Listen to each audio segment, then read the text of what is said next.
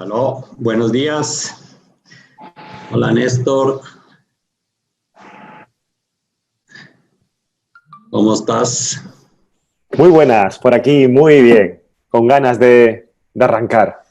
Bueno, Sergio, buenos días. Bueno, siendo las 9:02, queremos comenzar este webinar, que es una iniciativa que se viene trabajando desde el año pasado con Club La Prensa, donde estamos dándole valor agregado a todos los suscriptores de la prensa, y con GPT, que es Gente, Proceso y Tecnología, identificando ejecutivos líderes que tengan experiencia práctica y que puedan compartir sus conocimientos. Hoy tenemos la fortuna que nos acompaña Néstor Romero. Es español, tiene una experiencia de más de 20 años, más de 500 proyectos realizados en marketing y en neurociencia. Es presidente de la Asociación Europea de Marketing Digital y vicepresidente de la Asociación Europea de Neuromarketing. La verdad que es un privilegio contar hoy con Néstor, profesor de universidades tanto en Europa como en diferentes países de Latinoamérica.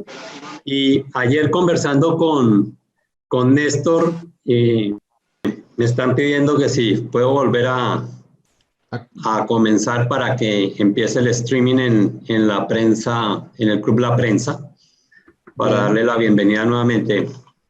Disculpas a los que están en Zoom, los otros la están viendo por streaming en Club La Prensa. Pero como les estaba comentando, esta iniciativa con el Club La Prensa comenzó el año pasado, donde se han hecho varios seminarios y temas muy interesantes, como qué era el teletrabajo. Parecía visionario, y fue cómo ha evolucionado el mundo del trabajo, de hacer grupos, de trabajar todos en un mismo sitio, a trabajar virtualmente. El año pasado diferentes multinacionales nos compartían cómo ellos venían haciéndolo desde hace mucho tiempo, y experiencias de compañías donde empezó en Panamá como una asesoría legal para la cadena de suministro, y en poco tiempo, en 2 años, se convirtió en un centro de excelencia a nivel global, donde daban asesoría a varios abogados para los diferentes negocios de 3M. Esas son algunas de las experiencias que hemos tenido con Club La Prensa en estos seminarios. Y el día de hoy, pues, nos acompaña Néstor Romero. Antes de comenzar, quisiera agradecer muy especialmente a Sergio Tertucio y a eEvolution Pro, una nueva plataforma online donde va a haber contenido de mucho interés para todos, y tanto conferencias como cursos asincrónicos. Y pues a Sergio, 1.000.000 de gracias por ayudarnos a tener este webinar con el apoyo de la prensa y Centria, también, que es la compañía que lidera Néstor. Como les comentaba anteriormente, Néstor es un profesional reconocido, presidente de la Asociación Europea de Marketing Digital, vicepresidente de la Asociación Europea de Neuromarketing, profesor en universidades en Latinoamérica y en Europa. Y en todo esto, ayer conversando con Néstor, uno a veces siente en esto que estamos viviendo que, oye, ¿será un sueño? ¿Será verdad? Es tan radical el cambio que no sabemos si estamos despiertos o soñando. Pero quería reconocer el profesionalismo de Néstor. Me comentaba ayer que por esta situación su madre murió esta semana. Su señora, que está esperando su primer bebé, se encuentra en España y está lejos de él. Él se encuentra aquí en Panamá. Y pues, verdad, Néstor, que lo siento mucho. Te agradezco 1.000.000 el esfuerzo que estás haciendo y compartir tus conocimientos con todos. Y pues nada más, Néstor, me gustaría cederte la palabra, y bienvenidos a todos a este webinar organizado por Club La Prensa y GPT. Pues nada, muchísimas gracias, Juan Carlos, por tus palabras. Te lo agradezco y bueno, y solamente me queda decir que lo que es necesario en estos casos, ¿no? Donde uno se ve al límite, ¿no? Donde parece que están apretando demasiado fuerte el cordón, lo importante es mirar hacia adelante, es saber que este tipo de impactos que estamos recibiendo todos de forma más o menos directa, al final nos van a hacer reaccionar y ser más fuertes, ¿no? Pero sí que realmente es duro y más en países como España, que sabemos que durante varias semanas ha sido el epicentro junto con Italia a nivel mundial de esta crisis tan terrible que estamos viviendo y realmente animar a todos los que están aquí en Panamá pues a que se queden en casa, ¿no? Porque realmente esto es más grave de lo que a veces nos pintan, ¿no? Cuando ya nos toca de cerca es cuando somos más conscientes de lo que realmente puede venir. Así que ánimo y intenten ser felices en casa, aprendiendo como están haciendo ahora mismo. Hay que buscar las oportunidades que tenemos por el hecho de estar confinados, de estar con la familia, de estar cerca de los seres queridos y poder disfrutarlo, porque al final esto pasará y nos hará más fuertes. Así que también muchas gracias a Sergio, a Club La Prensa y a todos los involucrados y por supuesto a los asistentes por haber dedicado esta hora de su tiempo a aprender un poquito sobre neuromarketing y neuroventas, ¿no? Que ahora veremos que son conceptos muy de moda en los últimos tiempos, pero que tiene sus luces y sus sombras, ¿no? Tiene realmente, como todo en la vida, tiene algún componente un poco más desconocido, que es el que queremos precisamente desvelar en esta hora. Así que voy a compartir la pantalla para realmente, como se suele decir, una imagen vale más que 1000 palabras, así que creo que lo más interesante va a ser, pues, a través de ciertas imágenes poder comprender cuál es el concepto. Y bueno, y lo que quería arrancar como introducción, creo que es necesario, es qué está ocurriendo en el mundo actual. No solamente a nivel del marketing, sino a nivel de lo que es la empresa y lo que es la vida, ¿no? Bueno, pues quería empezar con una frase que me encanta de Stephen Hawking, que decía que incluso la gente que afirma que no podemos hacer nada para cambiar nuestro destino, mira antes de cruzar la calle. O sea, incluso aquellos incrédulos que piensan que el destino lo es todo, miran, planifican, observan, reaccionan, actúan, y eso es precisamente lo que está ocurriendo ahora. En el día de hoy me ha tocado tener el sombrero de algo que me apasiona, que es la neurociencia, donde soy consultor y además soy investigador, y aparte de ser profesor, que es el sombrero, digamos, que por el que más me conocen mis seres queridos, ¿no? Por el tema de formación. Pero realmente lo que está ocurriendo es que estamos viviendo un cambio de paradigma. Nada posiblemente vaya a ser igual o similar a lo que era hasta ahora. Así que vamos a tener que reinventarnos.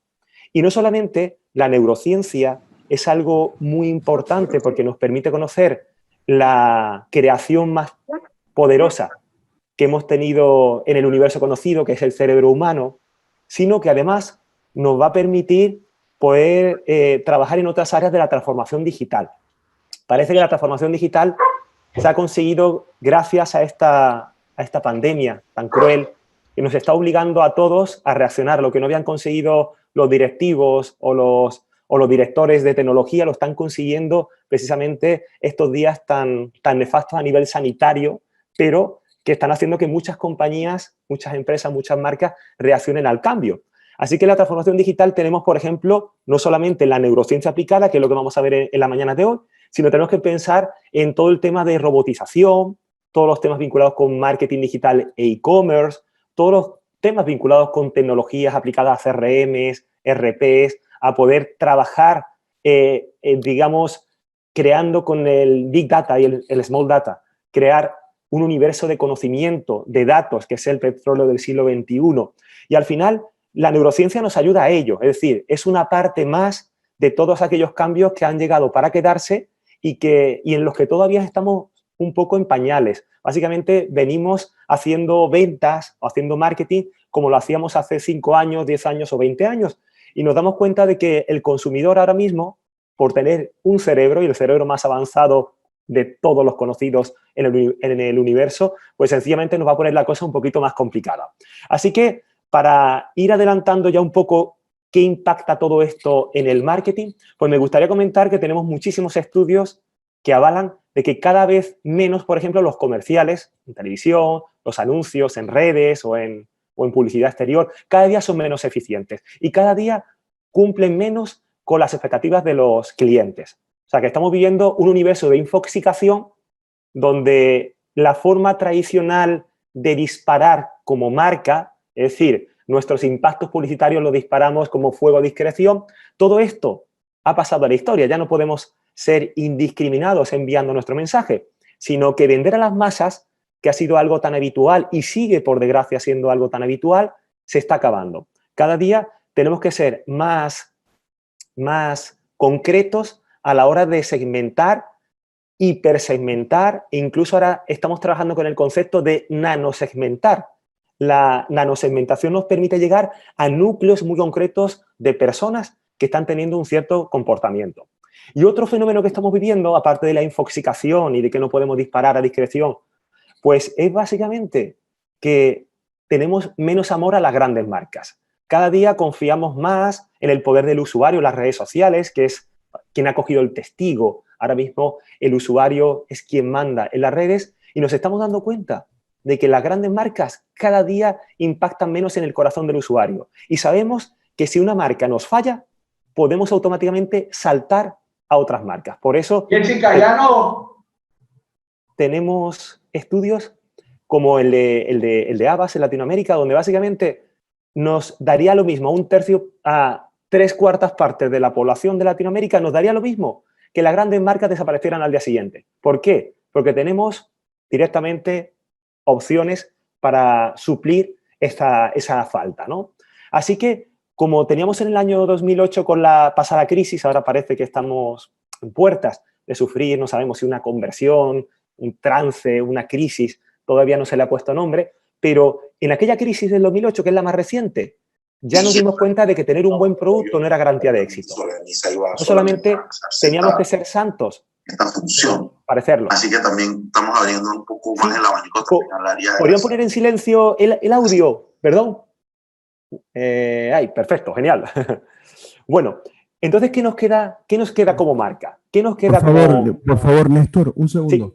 Por favor, rogamos mantener los micrófonos en silencio por respeto a los demás participantes y por respeto también al expositor que lo desconcentran. Por favor, rogamos mantener los micrófonos, si no, nos veremos en la obligación de cortar micrófono y video. Por favor, les agradecemos. Muchas gracias. Perdón, Néstor. Por favor. Muchísimas gracias, Sergio, por el apoyo. Bueno, entonces básicamente nos quedan a las marcas, nos quedan a las empresas 4 opciones. O repetimos, que es muy caro, sabemos que repetir a través de publicidad no va a ser fácil ni económico, o sorprendemos, donde hay que echarle bastante creatividad y hacer las cosas muy bien, o enamoramos, que lo consiguen muy poquitas marcas en el mundo, todos veremos ahora una serie de marcas que enamoran, o te olvidan, ¿no? Que realmente es lo que suele ocurrir con la mayor parte de las marcas, que pasan desapercibidas, ¿no? Así que vamos a trabajar en cómo, conociendo un poco el cerebro humano, podemos hacer que pasemos de repetir o olvidar, pasamos a sorprender o enamorar, ¿no? Entonces, quiero comenzar con algún caso concreto, ¿no? Durante estos últimos años, investigando en el sector de la neurociencia aplicada a los negocios, que se les suele llamar de muchas formas, ¿no? Neuroeconomía, en neuroemprendimiento, neuromarketing, neuroventas. Bueno, pues nos hemos dado cuenta de que muchas veces el consumidor no sabe ni lo que siente, ¿vale? Esto es algo que no es nuevo, pero ahora tenemos precisamente herramientas que veremos después unas cuantas para poder comprender por qué ocurre eso. Les quiero poner este caso de un proyecto que hicimos en España con el laboratorio de neuromarketing y era un caso donde queríamos comprobar cuál era la eficiencia en tienda del uso de rótulos retroiluminadas de letras corpóreas, ¿no? Son esa cartelería tridimensional, iluminada, que cuelga muchas veces de paredes o del techo en ciertos establecimientos y que permiten no tener ángulos ciegos cuando estamos viendo, por ejemplo, si estamos en un supermercado, nos permite ver pues fácilmente cuál es el pasillo de los cereales o el pasillo de leche o el pasillo de productos digamos, de pescado, por ejemplo, ¿no? O sea, ese tipo de carteles nos permiten ubicar cuáles son las distintas secciones dentro de un establecimiento. Bueno, pues en este caso fue un centro comercial muy grande donde se trabajó de una semana a otra en cambiar toda la cartelería, de cartelería plana a cartelería retroiluminada tridimensional. Y resultó que a la mayor parte de los usuarios, después del experimento, se les preguntaba que qué tal les había parecido esa nueva cartelería. Y la respuesta de la gran mayoría, más del 90%, fue que no sabían de qué le estaban hablando, no habían sido conscientes de que había unos carteles nuevos en un lugar donde iban permanentemente a comprar cada semana. Sin embargo, cuando se analizó con Video Analytics, se analizó todo lo que era el eye tracking móvil, cómo habían ellos observado y analizado la información del entorno, resultó que habían estado más del 30% del movimiento en tienda ubicándose gracias a esos carteles y además habían sido mucho más efectivos que los carteles antiguos, pero nadie nos dijo nada de eso. Así que esto es un caso de tantos que tenemos sobre cómo el usuario no nos dice porque no conoce muchas veces qué ocurre en la mente más profunda del consumidor, en ese cerebro límbico reptiliano que todos conocemos, que es mucho más grande que nuestro cerebro racional. Y, por ejemplo, se aplica en cine. Hemos trabajado mucho en cine para saber si una película, si un cortometraje o un largometraje van a tener impacto emocional y va a tener finalmente ese engagement que todos deseamos. Y se puede ver con gráfica tan compleja como esta. Aquí estamos viendo cómo los distintos tipos de herramientas de neurociencia van haciendo que esta película, que de hecho tuvo bastante éxito, fue un documental, pues antes de lanzarlo a cartelera supiéramos que iba a tener realmente conexión con el usuario, con el ciudadano. O, por ejemplo, a través de productos, packaging, de establecimientos en tienda, en este caso es mobiliario, con una gran cadena de distribución en Europa, donde sabíamos perfectamente qué tipo de disposición de productos o de precios en el etiquetaje eran los que nos iban a permitir vender más. Así que esto ha pasado de ser algo intuitivo a ser ciencia. O, por ejemplo, incluso, aquí tenemos en Panamá, tenemos que estar orgullosos de que el Biomuseo de Panamá ha sido el primer museo de la región que ha sido medido de punta a punta con neurociencia aplicada. Y podíamos saber, por ejemplo, en la ampliación de la cuarta sala, si íbamos a poder aprovechar elementos de las 3 primeras salas que hubiesen sido exitosos a la hora de transmitir una buena experiencia al visitante. O, por ejemplo, incluso en política, ¿no? En política, aquí estamos viendo un pequeño fragmento de un estudio bastante curioso que se hizo con todos los candidatos en las pasadas elecciones en Panamá, entre otros muchos países. Y se podía determinar realmente cuál era el político que conectaba con su mensaje, con su comunicación no verbal, con su vestimenta, con su entorno. Es decir, todo eso al final va a sumar en que como marca un político consiga vender su idea o no.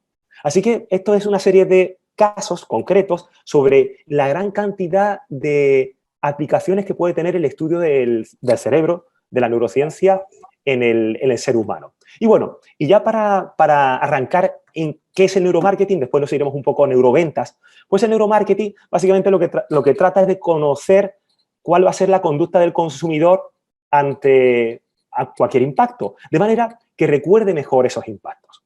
De alguna forma también se basa en desarrollar como factor colateral un impacto emotivo que genere una mayor conexión con los mensajes y por tanto se recuerden mejor. Porque el problema que tenemos actualmente es el recuerdo de marca o el recuerdo de imagen que es muy reducido. Actualmente cualquier imagen publicitaria, cualquier mensaje, tanto visual, de audio, audiovisual, deja muy poca huella porque vivimos en un ambiente, como decíamos antes, con demasiado impacto.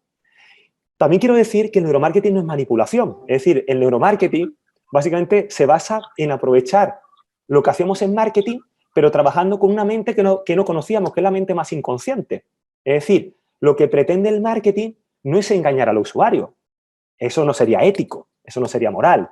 Directamente el neuromarketing lo que necesita, como el marketing en sí, es poder generar valor al cliente. Así que el cliente debe ser el centro y conocer mejor el cliente qué necesita, tanto lo más interno de él como en lo más lógico o matemático, al final nos permite poder brindarle un servicio extra, un servicio premium, como ahora veremos en algunos casos, ¿no?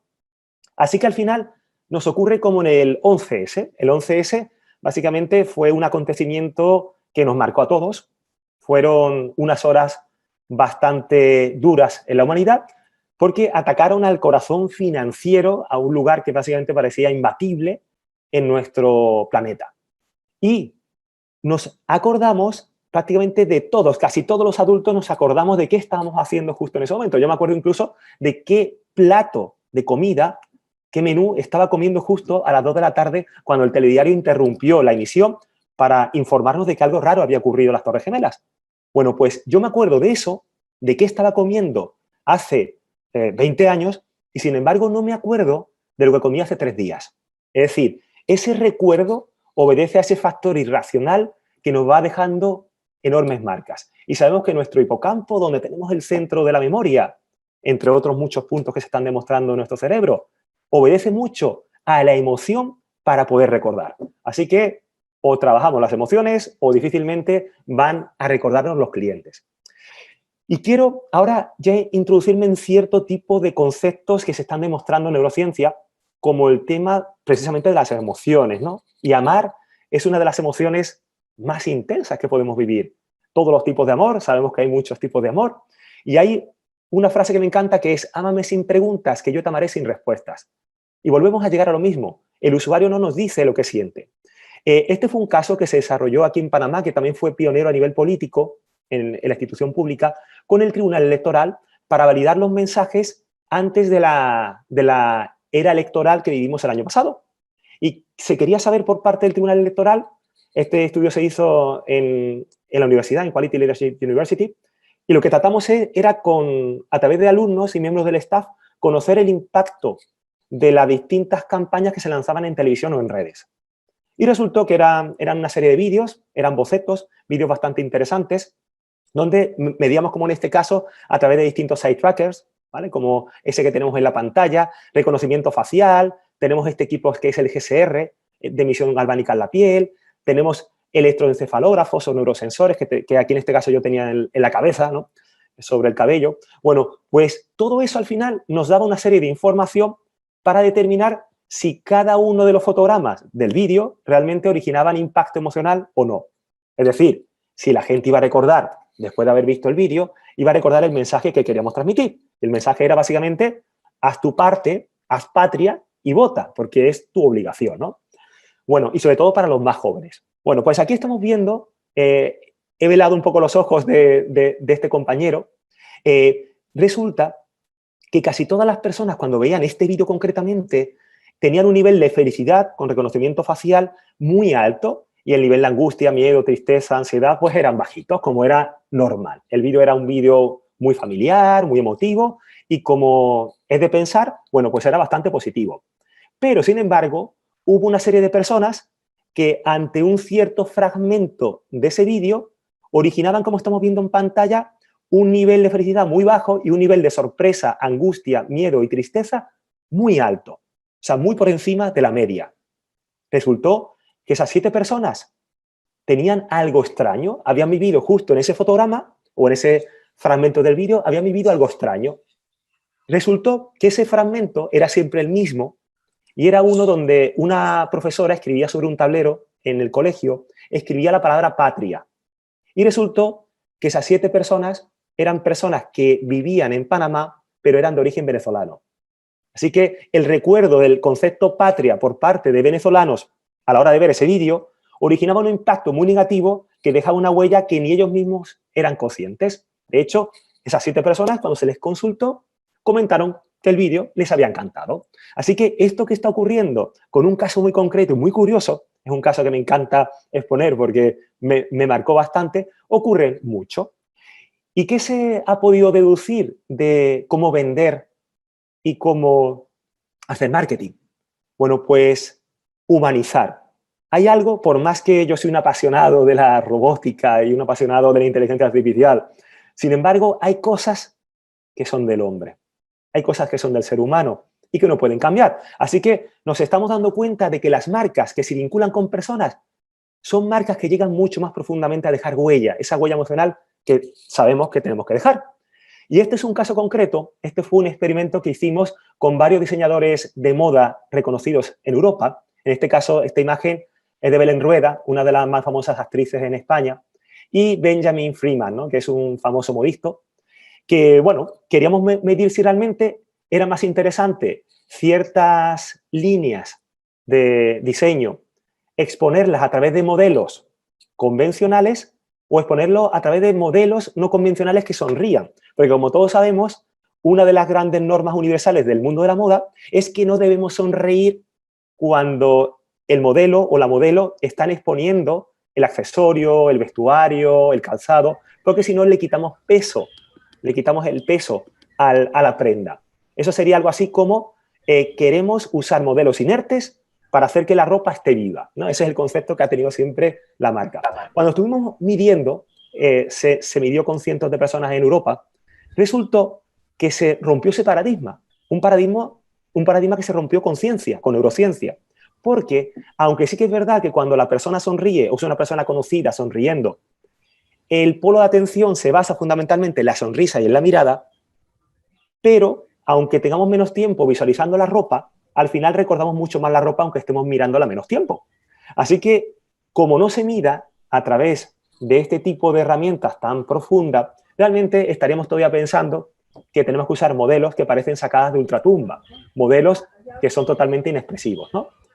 O, por ejemplo, quiero contar otro caso del biomuseo que estuvimos analizando hace un momentito, donde revisando cuáles eran los distintos tipos de elementos que atraían en el biomuseo, que atraían al visitante, podíamos pensar que era el contenido del biomuseo, es decir, las distintas salas, con lo que contenían, que era la sala de panorama, donde teníamos unos vídeos en 3 dimensiones espectaculares, o podrían ser incluso el mismo edificio de Frank Gehry, ¿no? Que sabemos que es un edificio de uno de los mayores arquitectos de la historia. Bueno, pues resultó que ni una cosa, ni la otra, ni la otra. Lo más importante en la experiencia del biomuseo eran aquellos guías que eran estudiantes universitarios que se dejaban la piel con una sonrisa de oreja a oreja, haciendo comprender a los niños cómo Panamá cambió la historia del mundo, la historia climática y la historia biológica. Bueno, todo esto lo explicaban con tanta pasión que sin decirnos nada, los visitantes ya nos estaban transmitiendo de que lo más importante que había en el museo era la comunicación, la expresión, la pasión que tenían estos guías. Así que todo eso podemos llegarlo a medir. Y bueno, y nos queda avanzar un poquito para tocarlo muy por encima. Esto habría para estar horas y horas sobre cómo funciona el cerebro humano. Y el cerebro humano básicamente tras estos descubrimientos en los últimos años, nos ha llevado a conocer que trabajamos como un animal. Casi todas nuestras decisiones trabajan como un cerebro de un reptil de 450 millones de años. Es decir, casi todo lo que pensamos lo hacemos de manera involuntaria o de manera irracional, ¿no? Eso se ha descubierto no solamente con los famosos estudios de Harvard, sino otras muchas universidades en Europa también están investigando sobre qué porcentaje de las decisiones de compra obedecen a factores irracionales. Y en todos los casos, siempre nos encontramos con más de un 80% de la decisión. Así que algo tienen que tener marcas como Apple, como Harley, como Coca-Cola, para convertirse en top entre las marcas. ¿Es que Apple tiene los mejores dispositivos del mundo y los más económicos? ¿Es que Harley tiene las mejores motocicletas y las menos ruidosas o las que menos consumen? ¿O es que Coca-Cola es la bebida más saludable del mercado? Pues realmente podemos pensar, debatir, pero algo han hecho estas marcas que han permitido dejar esa huella. Así que nuestro cerebro funciona como un iceberg, donde tenemos una parte visible que es la racional, que es la que todos pensamos que es la que controla nuestro día a día, y no es así. Y tenemos una parte mucho más profunda, más de 3/4 partes de nuestra decisión, que obedecen a factores irracionales. Y vamos a estudiar muy por encima, hay más de 200 sesgos cognitivos, ¿vale? Los sesgos cognitivos son sesgos cerebrales que nos permiten hacer cosas curiosas y que el marketing sabe aprovechar. Así que vamos a ver solamente algunos, porque son cientos, ¿vale? Vamos a ver algunos con algún caso práctico. Por ejemplo, vamos a ver un concepto, un sesgo cognitivo, que es la aversión a la pérdida. La aversión a la pérdida nos hace que como animales intentemos comprar lo mejor al mejor precio. Más cantidad al menor precio. Es decir, todo lo queremos, tanto en calidad como en cantidad, sentirnos cómodos de que hemos tomado la mejor decisión. Y este fue el caso, para no extenderme demasiado, esto fue un caso aquí cerquita, en Panamá, en un supermercado, donde tenía que comprar melatonina. Me encargaron la compra de melatonina y tenía que elegir entre 3 opciones. Había una opción más barata, que era la primera, en un envase naranja. La segunda era más costosa, $2 de diferencia, y la tercera, en blanco, era mucho más costosa. Valía, bueno, otros $2 más, con lo cual la diferencia era de 4,99 a 6,99, a 8,99, perdón. Resultó que el primer recipiente no pesaba casi nada, el segundo pesaba algo más y el tercero, que era el más costoso, pesaba muchísimo. En cuanto, lo primero que hice fue marketing sensorial, es controlar cuánto pesaba cada uno de ellos, y me di cuenta de que la mejor elección era la última, aunque fuese la más costosa, porque era la que más pesaba. Cuando voy a pagar a caja, vuelvo atrás y digo, pero realmente, si yo quiero melatonina, ¿tendrán todos los recipientes la misma cantidad de materia activa?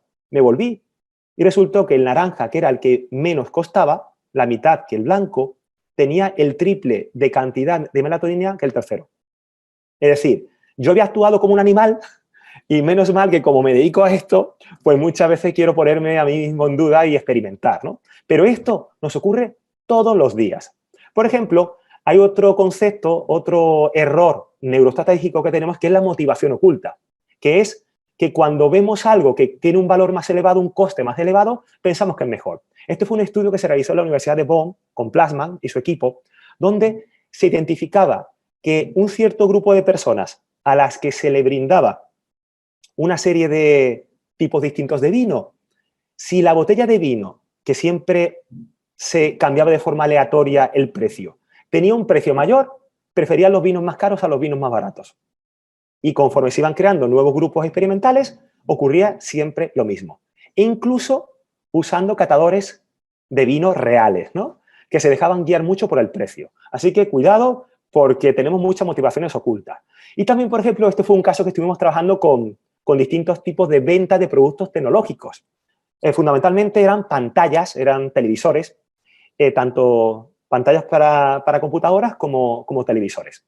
Y aquí me di cuenta de 3 rasgos, 3 sesgos cognitivos. El primero de ellos era paradoja de exceso de oferta. El segundo era efecto halo. Y el tercero era facilidad cognitiva.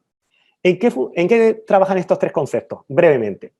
El primero de ellos era que si poníamos muchos distintos tipos de productos, o de modelos dentro de un tipo de producto, el usuario llegaba a tal saturación que abandonaba. Cuanto más simple era la elección, hasta un límite, permitía una mayor venta. ¿Qué permitía el efecto halo? El efecto halo permitía que cuando un producto de una marca costosa estaba junto a una marca reconocida, en este caso, por ejemplo, LG o Samsung o el que quisiéramos, ¿no?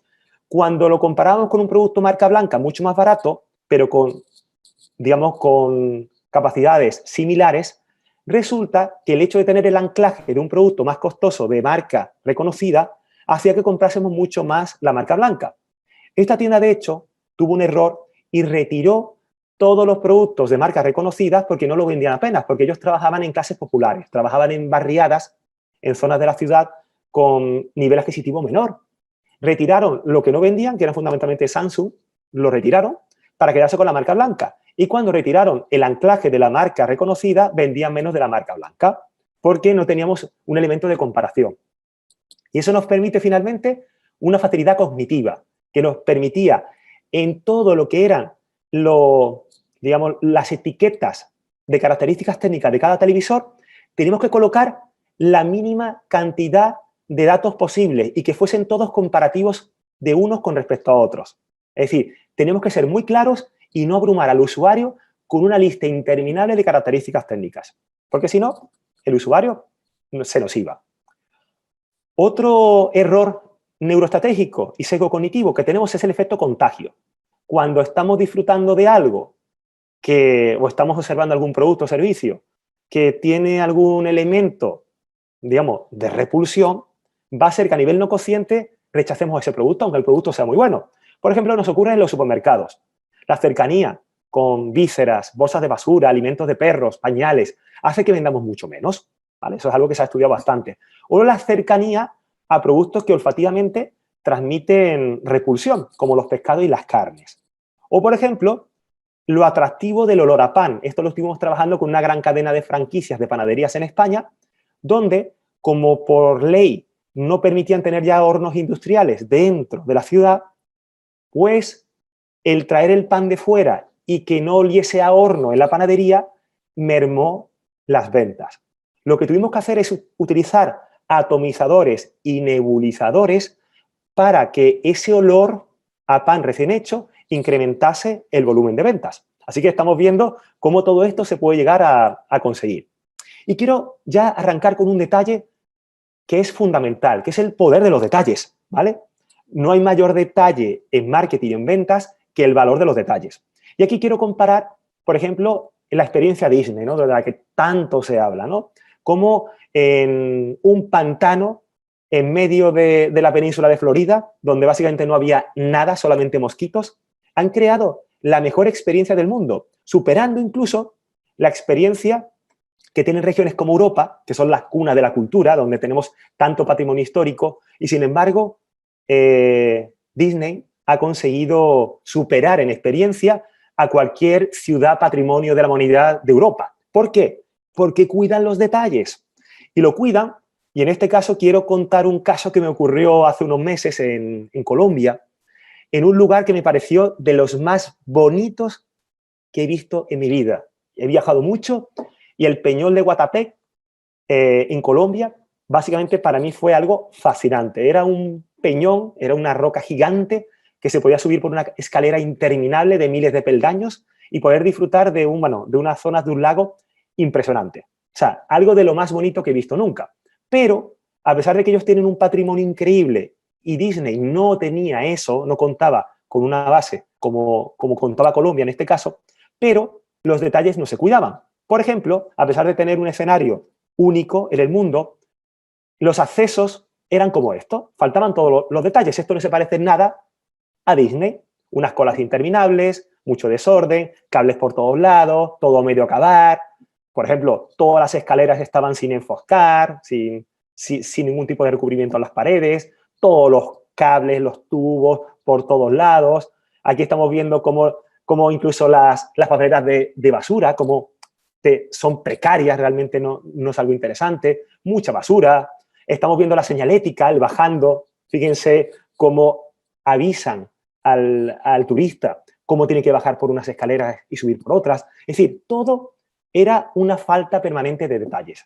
Con esto les quiero transmitir que en Latinoamérica precisamente tenemos mucho que aprender. A nivel de experiencia, tenemos que intentar irnos dentro de lo que tengamos en las manos a un servicio premium, a un estándar, a un nivel de calidad elevado, ¿no? Así que otro caso en el que se estuvo trabajando con el laboratorio fue una hamburguesería, ¿no? Sabemos que una hamburguesa es un producto casi commodity, donde tenemos grandes cadenas de comida rápida, de comida chatarra, como se dice muchas veces, que venden hamburguesas y han denostado un producto que básicamente no se puede defender en precio. Todos competimos por precio. Bueno, pues hay un efecto que se llama efecto encuadre. Es otro sesgo cognitivo que nos permite que cuando encuadramos un producto en un entorno que le da más valor, pues el producto sube de valor y evidentemente estamos mucho más dispuestos a pagarlo.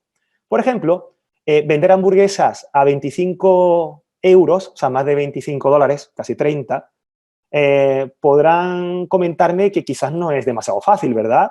Vender una hamburguesa que normalmente nos cuesta 4 o 5 dólares o 3, venderlo a 25 o 30, pues fácil no debe ser. Pero ¿qué tal si esa hamburguesa no solamente es real, es decir, la que promete la imagen es la que vamos a encontrar, sino que además la carne con la que te hacen la hamburguesa te la están mostrando y te la pican delante tuya y es carne de buey? O sea, realmente hemos trabajado con un mismo producto que es una hamburguesa, pero nos está exponiendo una experiencia que cualquier hamburguesería no la tiene, que es mostrarte la carne fresca con la que están haciendo las hamburguesas, la cocina totalmente abierta para que sepas que te estás comiendo un producto premium si eres un amante de hamburguesas.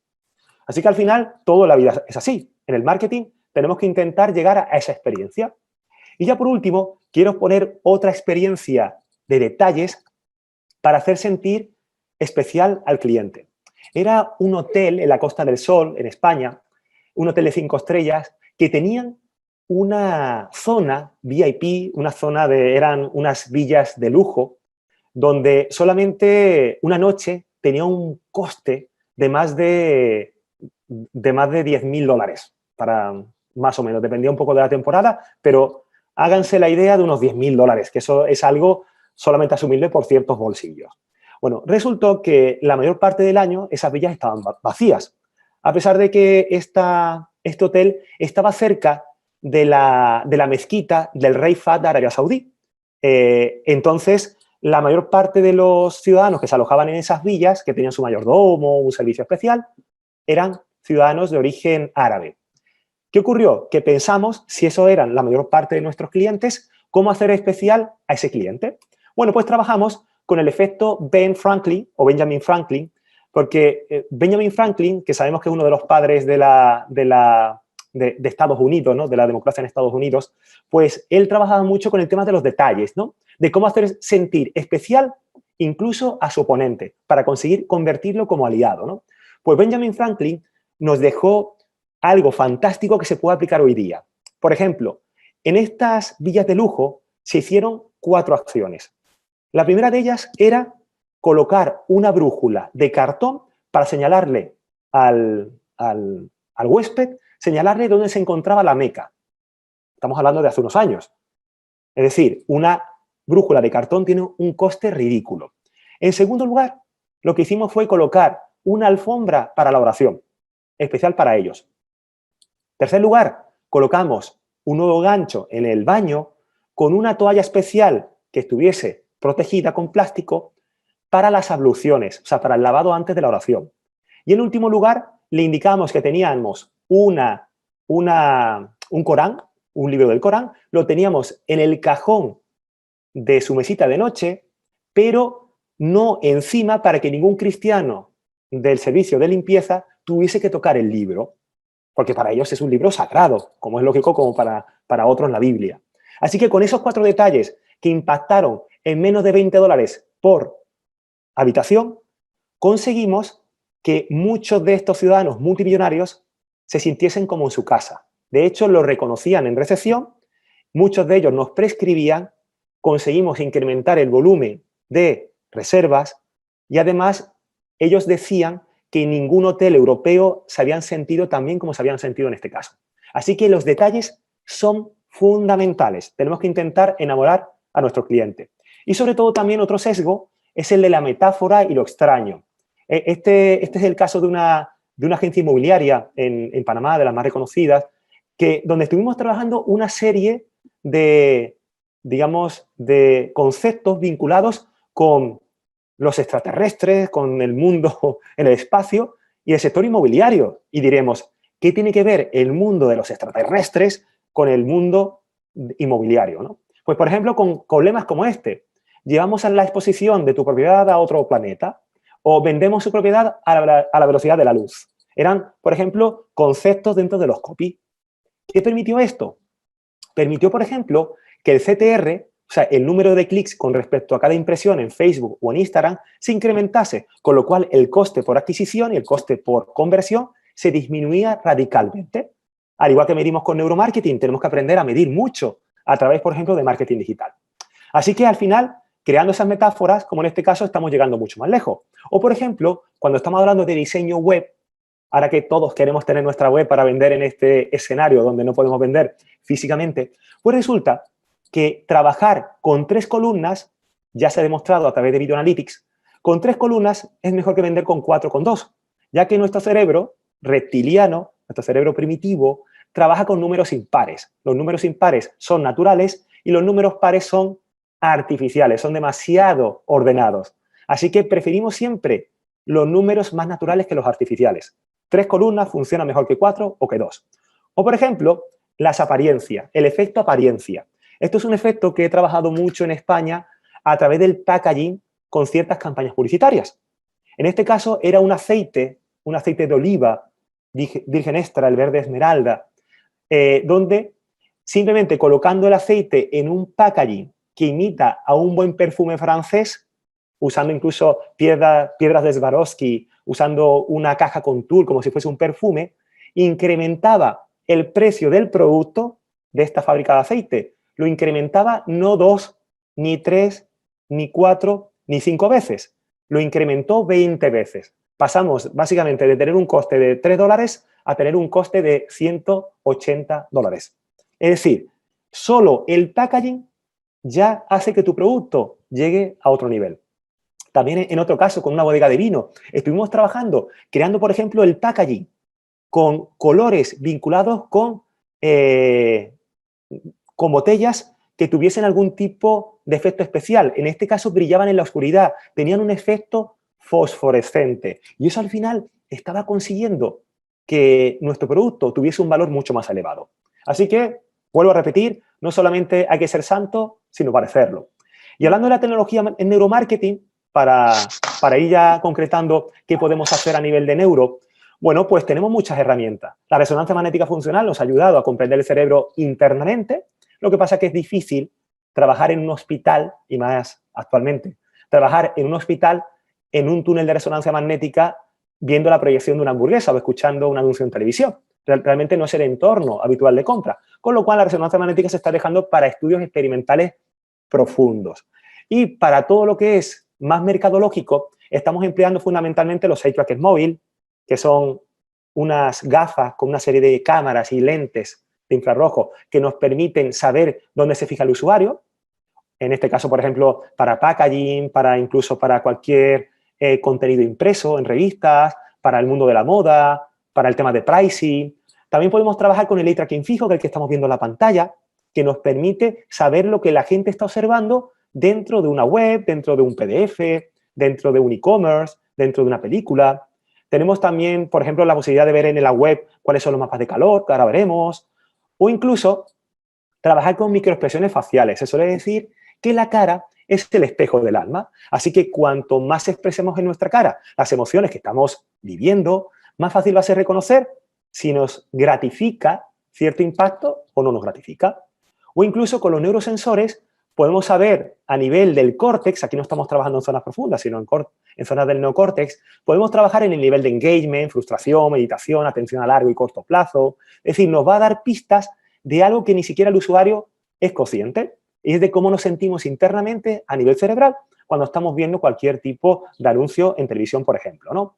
Y, por supuesto, el GSR, la famosa máquina o detector de la mentira que usa la policía, usan los espías, ¿no?, para saber si realmente alguien está diciendo la verdad. Bueno, pues aquí estamos vinculando emisión galvánica de la piel, incremento de sudoración, ritmo cardíaco, de temperatura, y al final eso también nos da un impacto bastante curioso de cómo se encuentra el usuario cuando está supervisando cualquier tipo de contenido.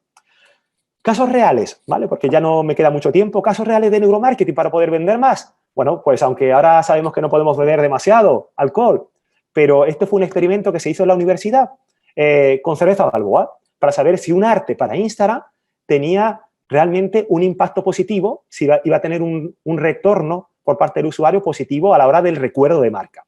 Bueno, simplemente el uso del rojo ya era una gran ventaja, porque sabemos que Google y fundamentalmente Twitter, Facebook e Instagram tienen demasiada densidad de azules. Las gamas cromáticas de azules son más relevantes. Así que usar el rojo, aunque es mucho mejor usar el amarillo o el verde, son colores siempre que destacan y hacen diferenciarnos de otro tipo de contenidos en las redes. Bueno, pues aquí tenemos, por ejemplo, un focus map, es decir, donde la gente se fija. Estos fueron más de 100 usuarios en Panamá. Podemos ver cuál es el heat map, es decir, cuál es el mapa de calor, donde el usuario es a la inversa del anterior. La secuencia de fijación, cada una de estas burbujas nos están indicando cuánto tiempo de fijación ocular en milisegundos está teniendo el usuario para saber cuántas visitas y revisitas hay en cada punto. Por ejemplo, este parece que funciona muy bien. Y cuando dividimos en áreas de interés, pues podemos tener mucha información muy profunda de cuál es la experiencia de un arte antes de lanzarlo. Si vamos a gastarnos $10.000 en una campaña publicitaria para una campaña de Balboa, pues lo ideal sería saber si esa campaña va a funcionar, si ese arte, si esa creatividad va a funcionar mejor que otra, porque tenemos en juego una inversión elevada. Así que todo esto al final se puede hacer, por ejemplo, con Coca-Cola. Aquí estamos viendo el poder de la sonrisa. Este fue un estudio para ciertas vallas en Caribe. Aquí estamos viendo que esta sonrisa de esta joven ha creado uno de los fotogramas más interesantes de Coca-Cola en la historia, ¿no? Aquí estamos viendo cómo tenemos cantidad de revisitas, la sonrisa acumula todo y tenemos una cantidad de revisitas donde básicamente nadie ha visto el logotipo a la derecha en la parte inferior, pero todo el mundo ha visto varias veces las etiquetas de los dos tipos de Coca-Cola más conocidos. Es decir, con esto hemos conseguido dejar huella sin vender, ¿vale? Pues todo esto se puede validar a través de la neurociencia. Y bueno, y con retail se puede aplicar, por ejemplo, para demostrar que no precisamente todos los productos que se encuentran a la altura de los ojos en una estantería son los productos que más se van a ver, ni siquiera que más se van a comprar. Así que aquí se están desmitificando muchos conceptos que se tenían como válidos y no lo son. O, por ejemplo, con el tema de packaging. En este caso, con Kellogg's en Europa, se consiguió comprobar que ciertos paquetes con ciertos mensajes vendían de un 20 a un 30% más que otros. O incluso, en el caso de cafeterías, para ciertas marcas de café, saber si es mejor brandear la marca de café fuera de la taza, dentro de la taza, en el plato, en el platillo, o directamente usar porcelana o usar vidrio. O sea, todo eso iba a impactar en el tipo de recuerdo de marca que iban a tener los consumidores respecto al consumo de un café en una cafetería.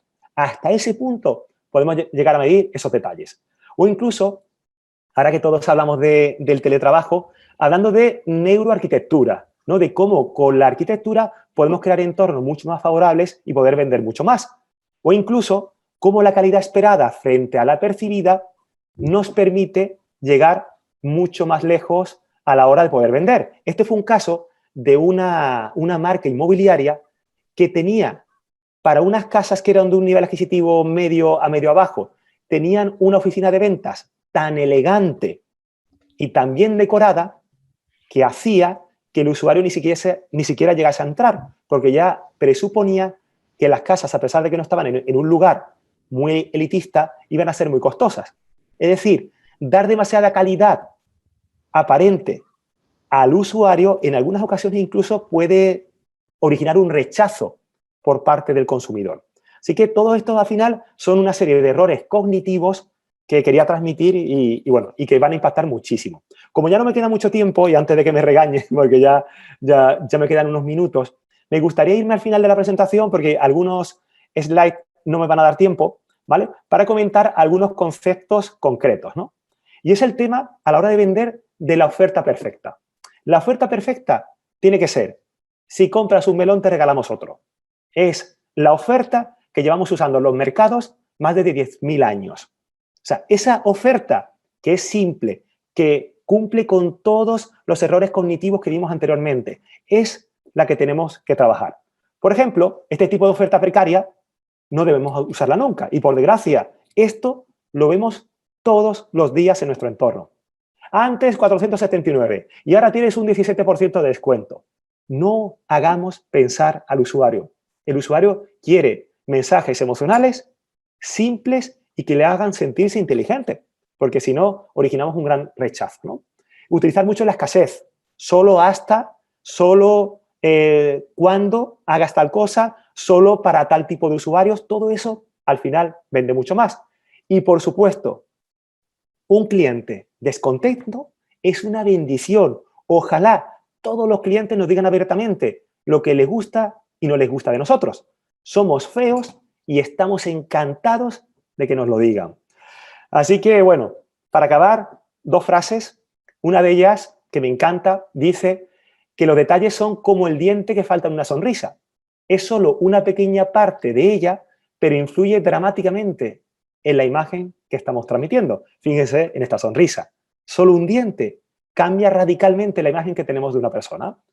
Y me quedo con una frase de mi bodega, de mi reserva, que digo muchas veces a los alumnos: enfócate en la mente inconsciente del consumidor y deja la mente consciente para tu competencia, porque es la que todo el mundo trabaja. Así que, bueno, muchísimas gracias por todo. Les dejo esta presentación que podrán verla en esta URL y, bueno, y espero que les haya gustado y si tienen algún tipo de preguntas, pues estoy encantado de atenderlas. Bueno, muchísimas gracias, Néstor. Realmente, muy buena la cantidad de asistentes, Néstor.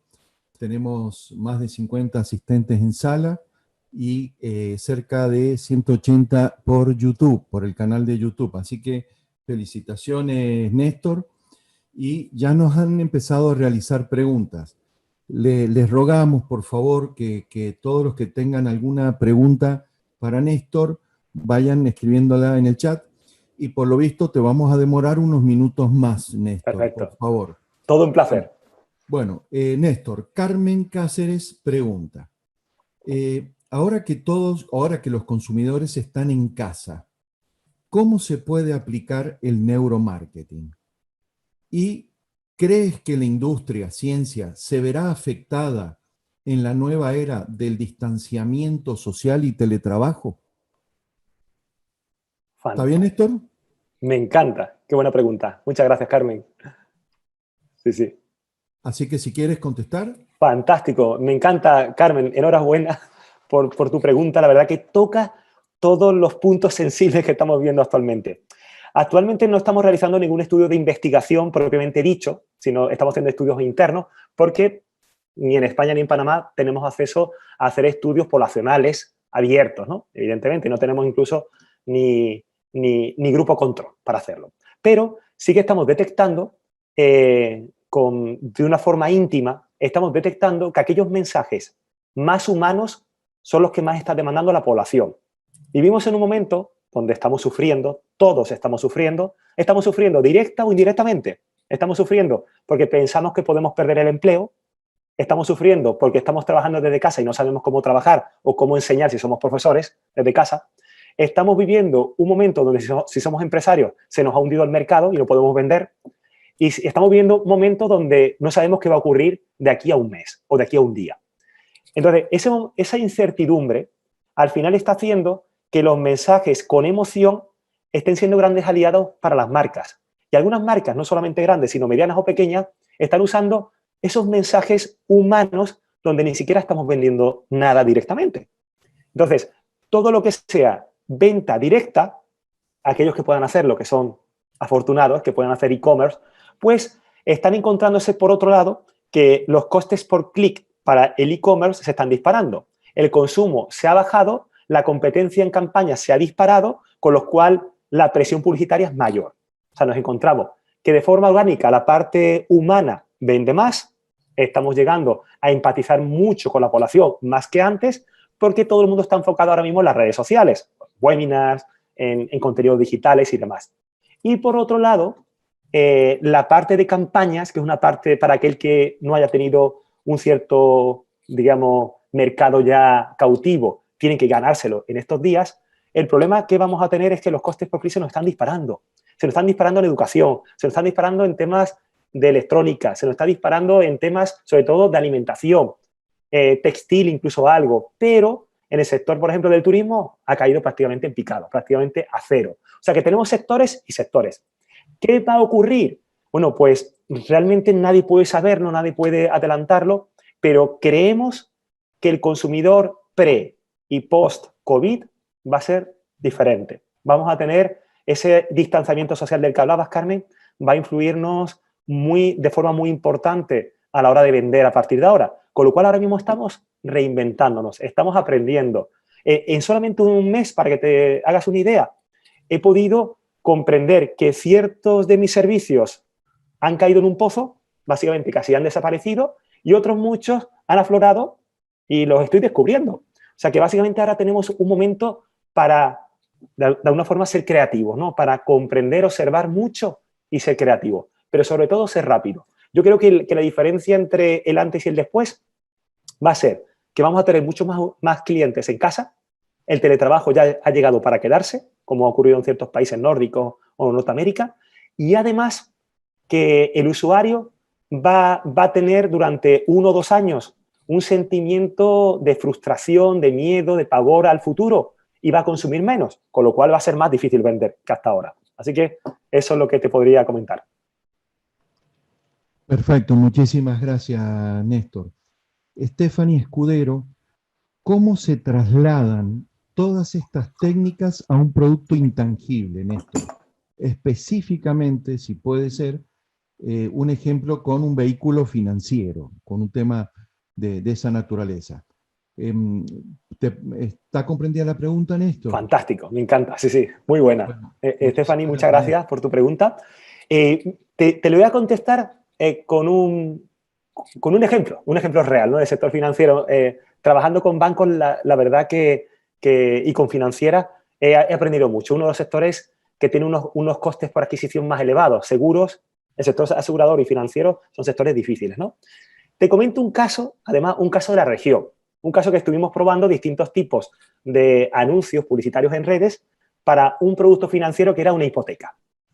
Y bueno, pues uno de los artes que más utilizaban era un arte donde aparecía un hombre y una mujer con su hijo en medio, o sea, era una familia tipo, una familia joven, que estaba buscando su primera vivienda, y de cada una de las cabecitas del papá o de la mamá salían unas ideas, unas viñetas, ¿no? Como los cómics, ¿no? Y en una de ellas, la del hombre, se dirigía a una zona donde había dinero, donde había carros, o sea, autos, donde había casas, donde había temas de ordenadores, o sea, computadoras. Y en el otro, en el caso de la mujer, su viñeta iba hacia un cochecito de bebé, iba hacia una cuna, iba hacia un chupete, un biberón, o sea, iba hacia maternidad y el hombre enfocado hacia lo físico. En los hombres, con más de 100 sujetos, en el hombre pasaba totalmente desapercibido. En la mujer, involuntariamente, originaba un sentimiento de frustración terrible. O sea, un sesgo de género que les daba muchísimo odio, mucha resignación y originaba un impacto muy negativo en la marca. Eso en la financiera no tenían ni idea de qué estaba ocurriendo, por ejemplo, ¿no? Pero se puede trabajar con intangibles muchísimo. O sea, todo el tema de vídeos para televisión o para redes, todo el tema de la experiencia en la sucursal, en la oficina, en este caso, es muy importante. Por ejemplo, el hecho de en un banco actualmente origina uno de los niveles de estrés más altos entre todos los negocios.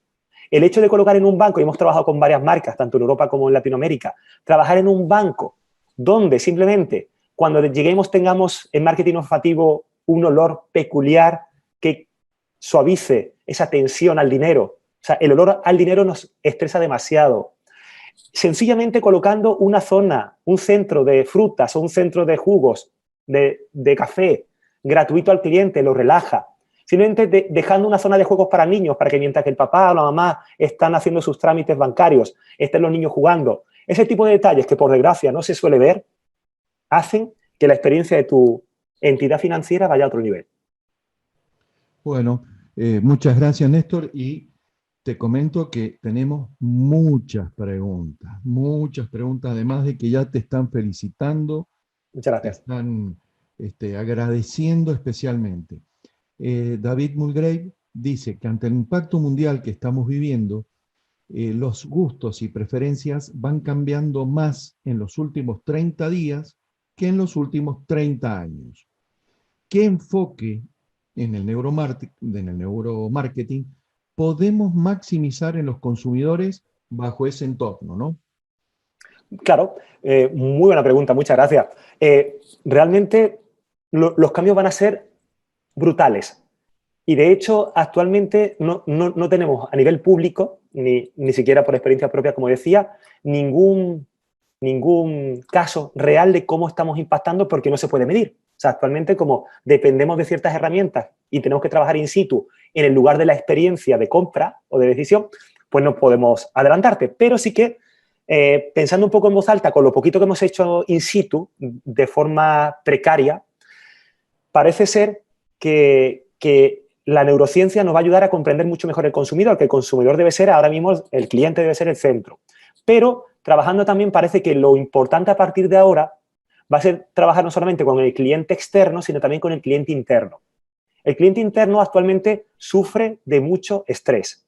Actualmente estamos haciendo varios estudios de investigación, no con neurociencia, sino directamente con investigación tradicional, sobre cuál está siendo el impacto del confinamiento sobre los empleados, sobre los colaboradores.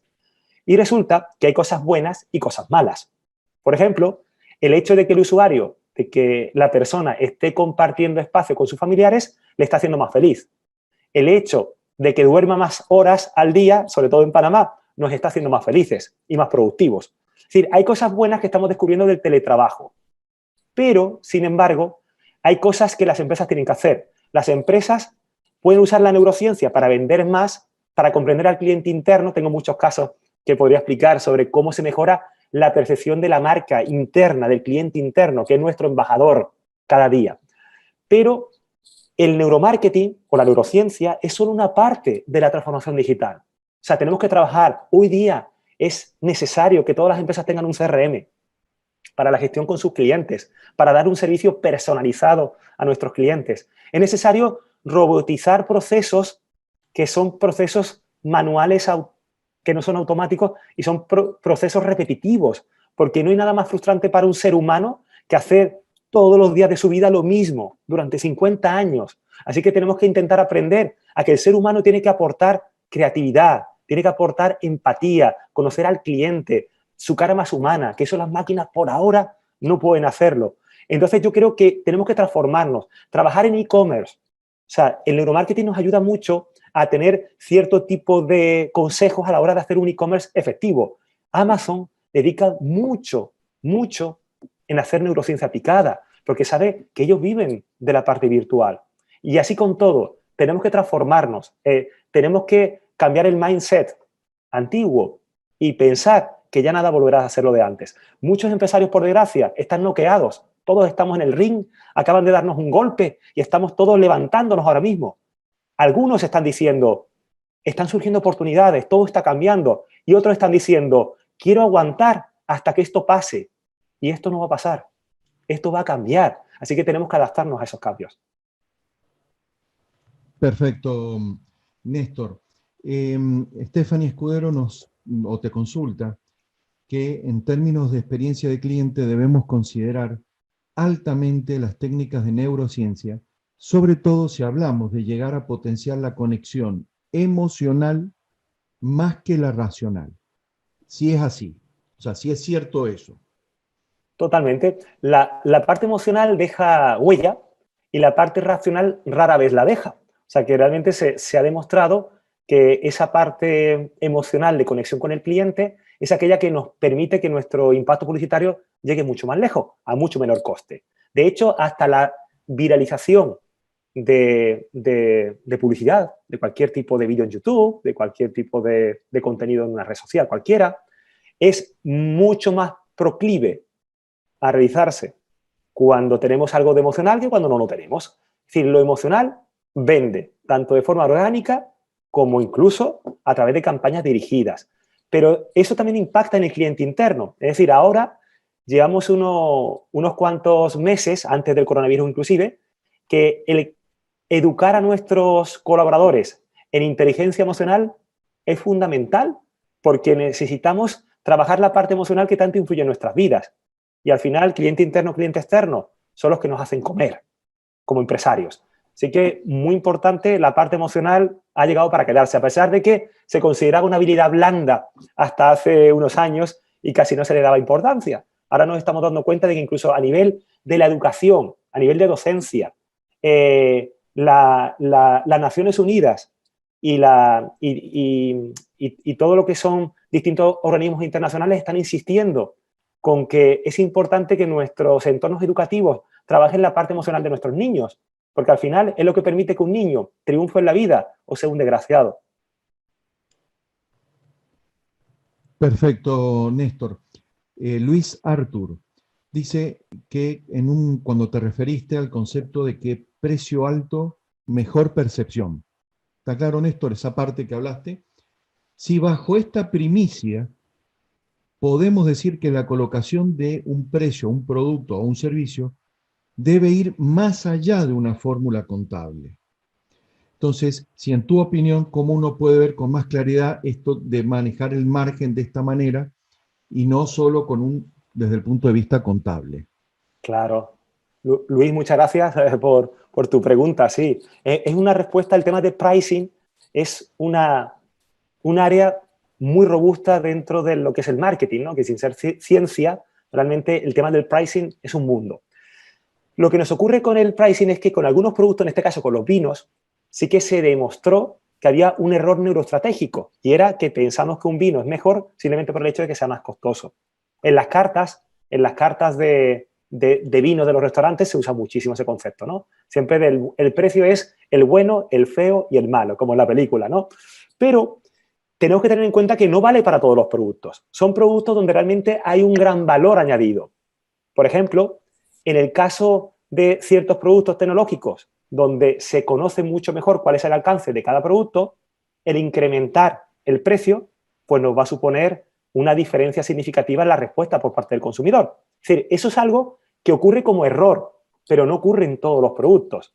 Y, por supuesto, es muy negativo crear con un precio alto una gran promesa que después no se cumple en el servicio o producto, o incluso que la imagen que proyectamos cuando vendemos un producto caro sea negativa. Por ejemplo, el hecho de vender un producto costoso, un software, por ejemplo, venderlo y utilizar una presentación, una ficha técnica, que no tenga ningún tipo de diseño, que sea muy, muy burdo, que sea simplemente un PowerPoint, a grosso modo, pues eso hace no creíble ese incremento de precios. O sea que el tema del pricing es terriblemente complejo. Bueno, muchas gracias, Néstor. ¿Podemos seguir abusando de tu tiempo? Por supuesto, sí, sí, lo que haga falta.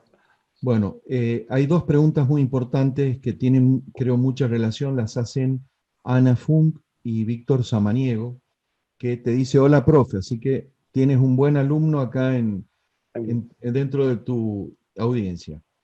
Dicen, te voy a tratar de resumir ambas preguntas, ¿no? Que en estos tiempos donde estamos atravesando esta crisis económica, en que la gente solo piensa en los gastos de primera necesidad, comida, medicina, ¿cómo podemos lograr vender o llegar a ese neuromarketing con un producto de lujo? Y que Víctor también te dice, profe, ¿crees oportuno vender o promocionar productos que no son de primera necesidad? Creo que en esencia esa es la consulta, Néstor. Sí, sí. Pues muy buenas preguntas, enhorabuena a los dos, porque es un tema real, es un tema que estamos viviendo actualmente. Con algunos clientes estamos trabajando ese tipo de productos que no son productos de primera necesidad, sino que son productos que pensamos en momentos normales de nuestra vida y no en momentos extraordinarios como el de ahora. Y son productos que básicamente han caído sus ventas en picado.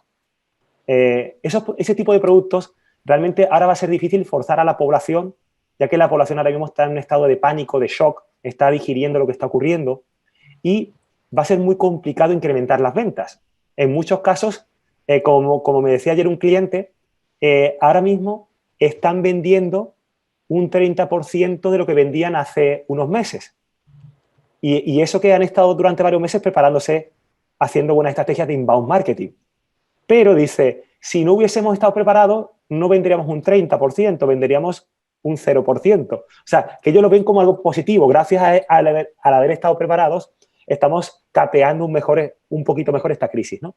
Ese tipo de productos, ahora mismo que las ventas van a ser muy bajas, o sea, hay que ser realistas, es baja, ¿qué tenemos que hacer? Intentar aprovechar este momento para crear buen valor, buen contenido, buen branding, darnos a conocer, hacer como estamos haciendo ahora mismo.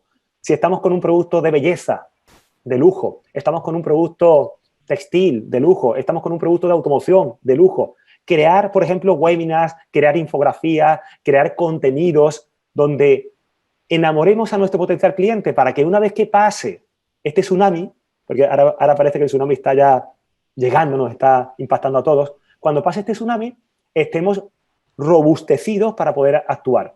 Pero me encantaría decirte cómo poder incrementar las ventas de forma artificial en productos de lujo y es muy complicado. De hecho, ahora mismo el sector inmobiliario lo tenemos totalmente paralizado y el sector turístico lo tenemos totalmente paralizado.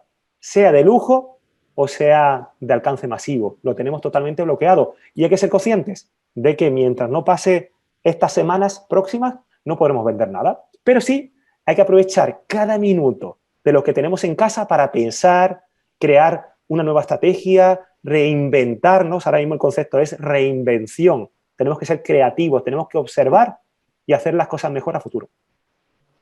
Bueno, Néstor, me están, agradeciéndote por la conferencia. ¿Alguna recomendación bibliográfica? Sí, bueno, para neuromarketing hay muy poco. Me encantaría comentarles que hay mucha bibliografía. De hecho, les puedo comentar que prácticamente no hay estudios científicos en Latinoamérica realizados con neurociencia aplicada, sino que básicamente hay, y me voy a meter en un terreno un poquito turbio, perdón por parecer un poco agresivo, pero lo hago con todo el respeto al sector, ¿no?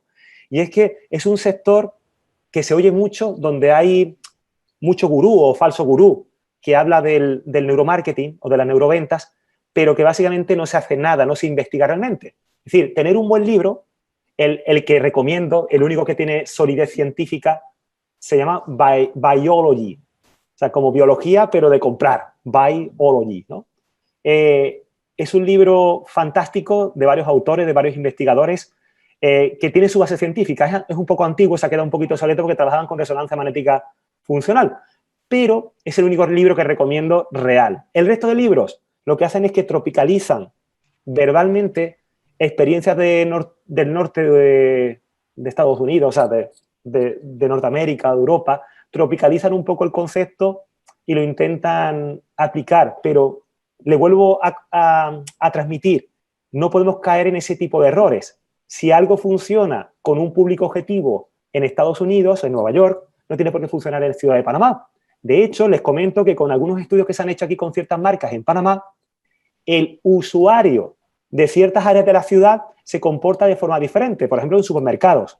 No es lo mismo alguien que esté viviendo en un barrio desfavorecido que en un barrio de alto nivel adquisitivo. Es decir, nuevamente hay mucha diferencia. O no tiene nada que ver un cliente de David, de Panamá o de Colón. Es decir, son usuarios diferentes. Entonces, tropicalizar lo que ocurre en Estados Unidos a través de un libro a lo que ocurre en Panamá es complicado. Por eso siempre recomiendo que tomen con cautela todo, que midan mucho. Sobre todo es medir. Lo que funciona en un sitio no funciona en otro lugar. Y con eso yo creo que se puede trabajar. Pero el único libro medio decente, aunque un poco anticuado, que queda de neurociencia es Biology. No hay otro. Bueno, Néstor, muchísimas gracias. A ver, porque tenemos un montón, ya te están agradeciendo, Ana Fun, muchísimas gracias por el webinar, bendiciones. Hay preguntas sobre, por ejemplo, Guillermo Ungo, de cómo abordar la publicidad en medios no convencionales digitales, como por ejemplo podcasts, influenciadores, etcétera, y cuál debería ser el enfoque en sus ventas. Ay, muy buena pregunta, Guillermo.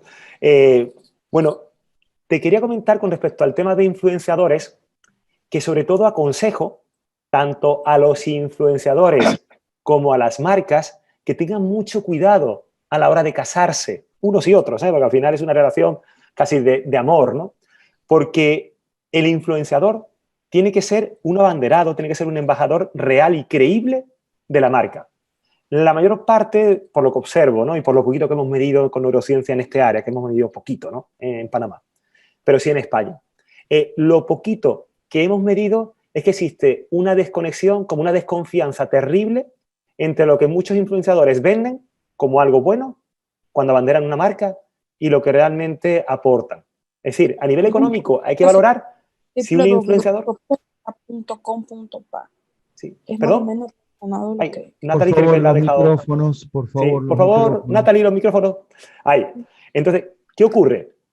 Que en este caso, aprovechar los medios digitales para vender está muy bien. Tema de influenciadores, mucho cuidado con el tema de con quién me caso como marca. Y el influenciador, cómo no me quemo casándome con otra marca. Es decir, que tiene que ser una relación mutua. Respecto a los canales tradicionales digitales, ¿vale? Que fundamentalmente trabajamos con la red de display, tanto en redes sociales como en buscadores y en páginas web. Trabajamos con, por ejemplo, con buscadores, que también es algo muy interesante. Hay que pensar que lo que nos está pasando en estas últimas semanas es que, por ejemplo, la publicidad en buscadores o el posicionamiento orgánico en buscadores nos está yendo mucho mejor que la publicidad tal cual como hemos vivido en estos últimos meses. ¿Por qué?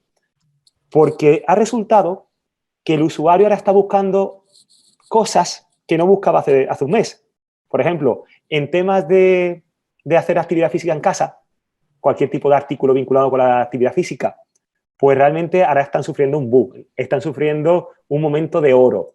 Y muchas personas están incrementando el volumen de búsqueda con palabras incluso que son indecibles, ¿no? Palabras con muchos errores, porque somos poco ocultos en la búsqueda online de ese tipo de productos.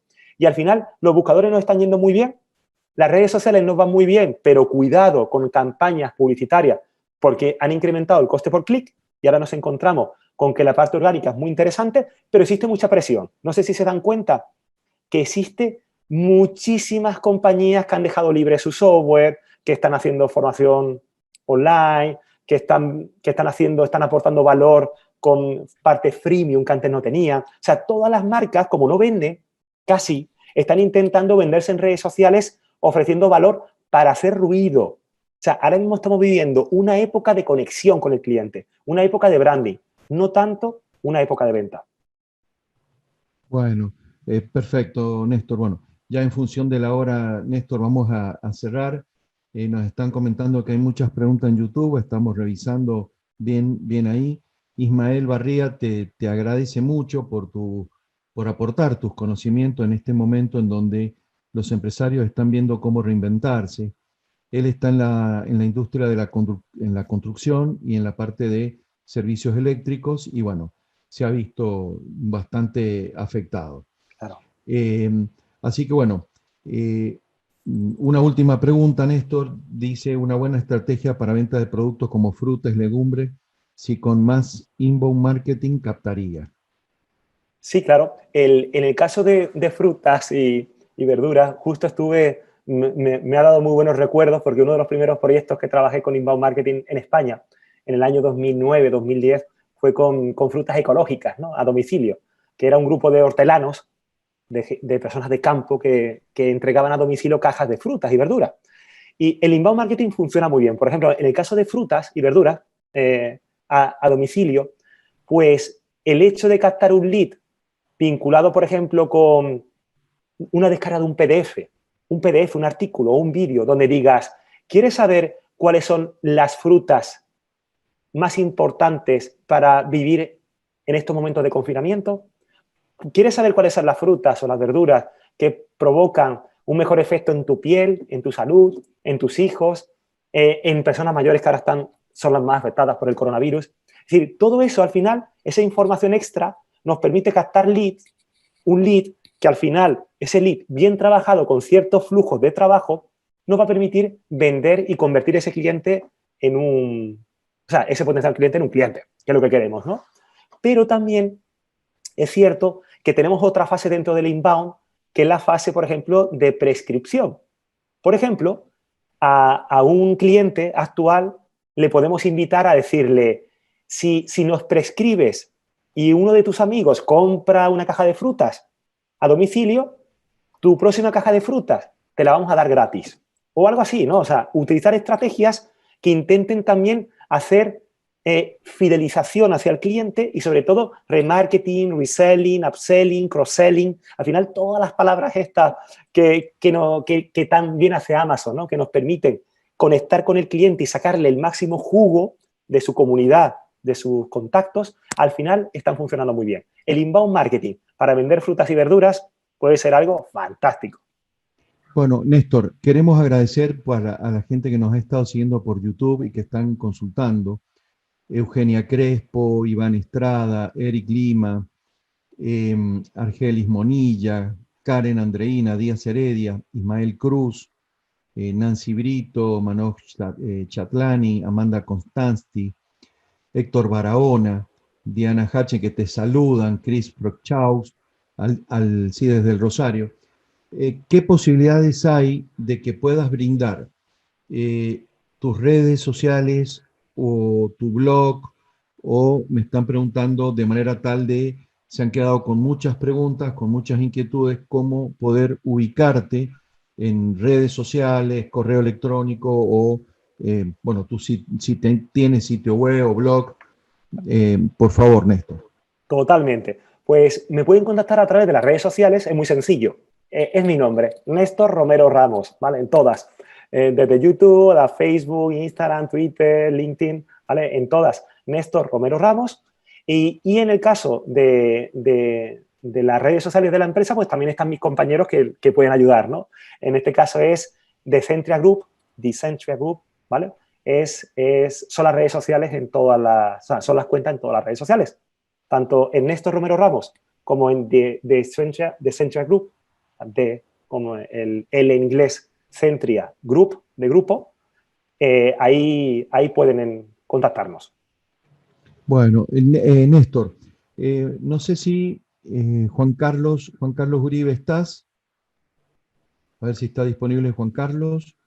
La idea, Néstor, es que ya Juan Carlos pueda dar el cierre y siempre lo que pedimos, Néstor, es finalizar con un consejo personal, profesional, laboral, un consejo tuyo, Néstor, principalmente a todos los que hoy se encuentran con mucha incertidumbre, con muchos problemas, con dificultades en su familia, y creemos que por lo que nos contó Juan Carlos de tu situación, creemos que sos la persona más indicada para darnos este consejo cuando estás atravesando, no es que has atravesado, estás atravesando un momento muy difícil personal y familiar.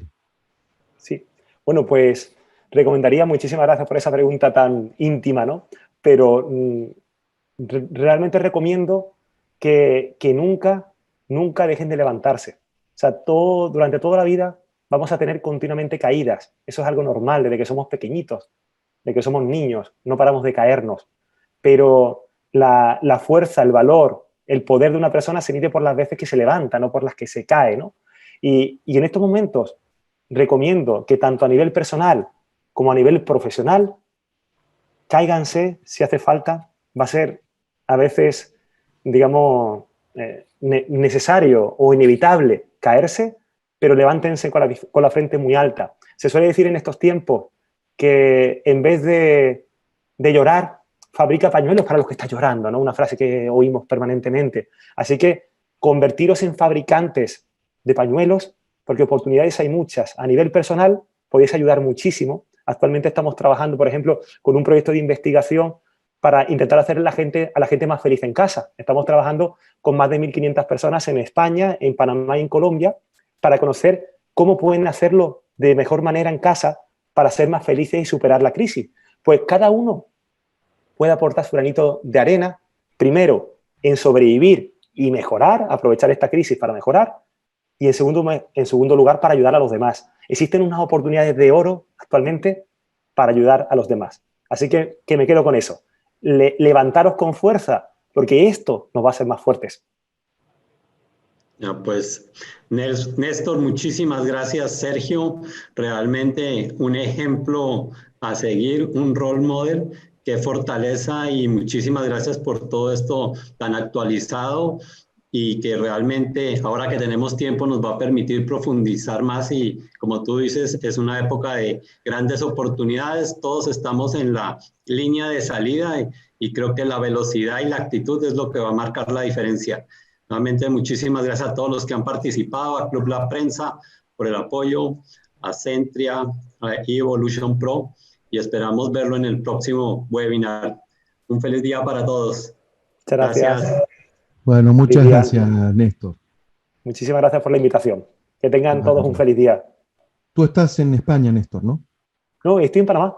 Ah, estás acá en Panamá. Sí, perfecto. Sí, estoy en Panamá. Bueno, por la diferencia horaria te consultaba, veía mucho sol y digo, no. No, estoy en Panamá. Bien, bien. Bueno, Néstor, realmente ha sido un placer.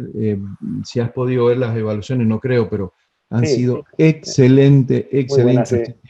Felicitaciones tanto por el tema y tanto en lo personal.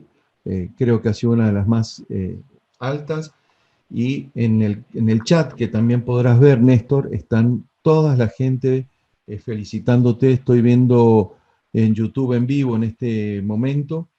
Y sí, te están también felicitando. Gracias a la gente que nos ve en YouTube, Ramón Ballarino, Ronald de Araujo, Karen Andreina, Elizabeth Boseman, Erika Fiegen.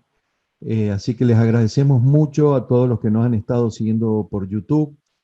Juan Carlos, muy felicitaciones por la convocatoria, un muy alto nivel en calidad y cantidad de asistentes, así que felicitaciones, Juan Carlos, y bueno, muchas gracias por esta ayuda en estos momentos. Ahí Ramón Vallarino también está agradeciéndote. Muy buenas todos los comentarios, Néstor, muy bien. Ricardo Rampazo, Javier Cacho, Ceci Arosemena de Arias, bueno, Víctor Samaniego, Vicente, están agradeciendo a Maricel por el anuncio del webinar, Alberto Grajales, Ivanka Espinosa, no queremos dejar de nombrar a ninguno. Elda Machuro Sanson también que nos está siguiendo por YouTube. Así que bueno, José David Bolívar te está felicitando.